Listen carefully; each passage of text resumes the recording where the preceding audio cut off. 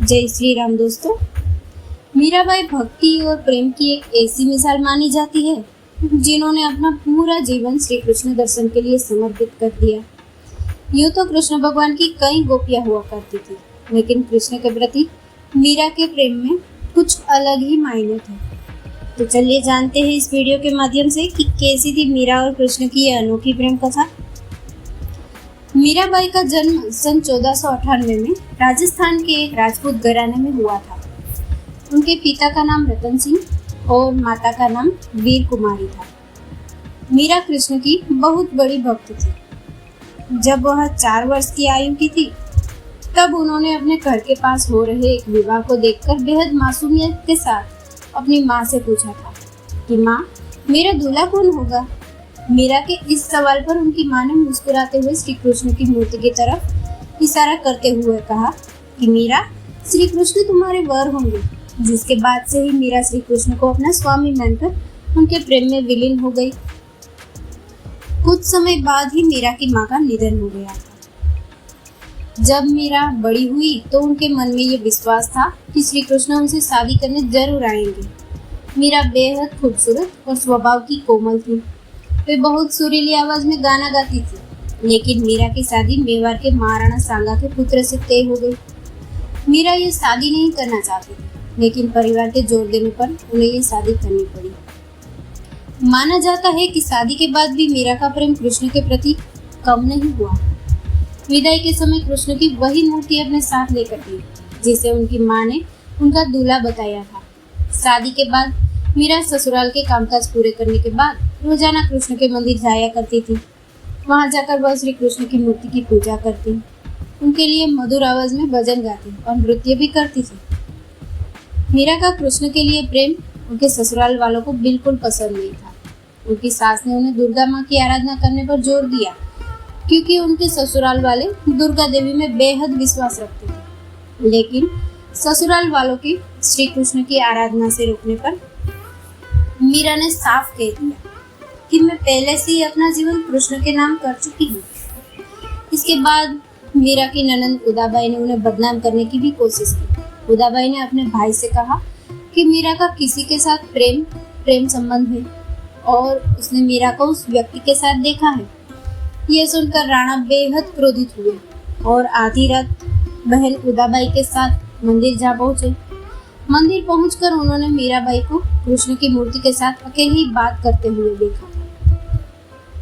ये देखने के बाद वह गुस्से से चिल्लाए कि मीरा, अपने जिस प्रेमी से तुम बातें कर रही हो उसे मेरे सामने लेकर आओ। जिसके जवाब में मीरा कृष्ण की मूर्ति की ओर इशारा कर रही कहती है कि ये मेरे स्वामी हैं, इनसे मेरा विवाह हो गया है। ये सुनने के बाद राणा का दिल टूट जाता है, लेकिन फिर भी वह पूरी श्रद्धा से अपना पति धर्म निभाते हैं और आखिरी सांस तक मीरा का साथ देते हैं।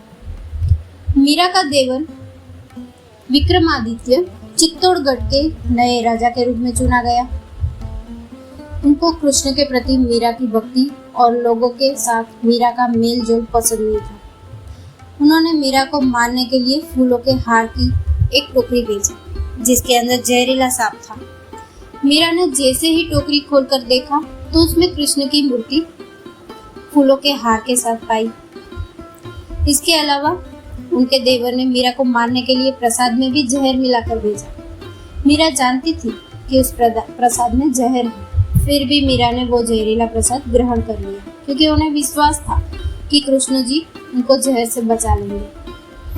जब मीरा को मारने की कोशिशें हद से ज्यादा बढ़ गई तो मीरा ने तुलसीदास को एक खत लिखा, उनसे उनकी राय मांगी। तुलसीदास ने जवाब में लिखा कि उन्हें त्याग दो। जो तुम्हें नहीं समझ सकते हैं, भगवान के लिए प्रेम ही सच्चा प्रेम होता है, दूसरे रिश्ते झूठे और वक्ती होते हैं। मीरा का जीवन उस समय पूरी तरह बदल गया जब अकबर और तानसेन वेश बदलकर मीरा के गाने सुनने चित्तौड़गढ़ के मंदिर आ पहुंचे। उन्होंने मीरा के पवित्र चरण छूकर कीमती जवाहरात की माला कृष्ण की मूर्ति के आगे रख दी। जैसे ही राणा को ये सूचना मिली, वो बेहद क्रोधित हो गए, जिसके बाद उन्होंने गुस्से से मीरा को कहा कि जाकर डूब मरो और जीवन में कभी भी अपना चेहरा मत दिखाना। तुम्हारी वजह से मेरी और मेरे परिवार की बहुत बदनामी हो चुकी है। तुमने हमें लांछित किया है।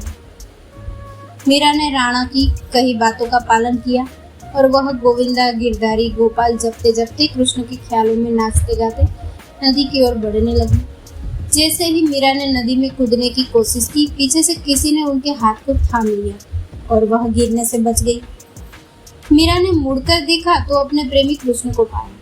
कृष्ण को अपने पास देखकर मीरा को विश्वास नहीं हुआ और वह कृष्ण की गोद में बेहोश होकर गिर पड़ी। ये देखकर कृष्ण मुस्कुराए और मीरा से कान में बोले, मेरी प्यारी मीरा, तुम्हारा जीवन निस्वार्थ रिश्तेदारों के साथ समाप्त हो चुका है। अब तुम आजाद हो, खुश रहो, तुम मेरी हो और हमेशा मेरी ही रहोगी। इसके बाद मीरा वृंदावन चली गई। मीरा के वृंदावन चले जाने पर राणा वृंदावन आकर मीरा से माफी मांगते हैं और अपने साथ चलने को कहते हैं, लेकिन मीरा साथ चलने से इनकार कर देती है कि मेरा जीवन कृष्ण से जुड़ा है। ये सुनने के बाद पहली बार राणा कृष्ण के प्रति मीरा के प्रेम की भावना को समझते हैं और वृंदावन से लौट जाते हैं। लेकिन कुछ समय बाद मीरा भी मेवाड़ लौट जाती है और अपने पति राणा से विनती करती है कि वह उन्हें कृष्ण के मंदिर में रहने की अनुमति दे।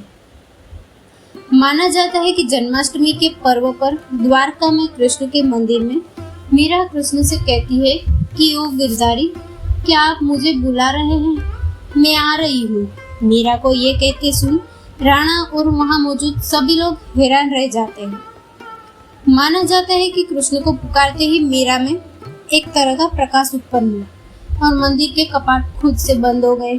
जब कपाट खुलते हैं तो मीरा की साड़ी कृष्ण भगवान की मूर्ति पर लिपटी हुई होती है, लेकिन मंदिर में मीरा नहीं होती। सिर्फ मीरा और उनकी बांसुरी की आवाज सुनाई देती है।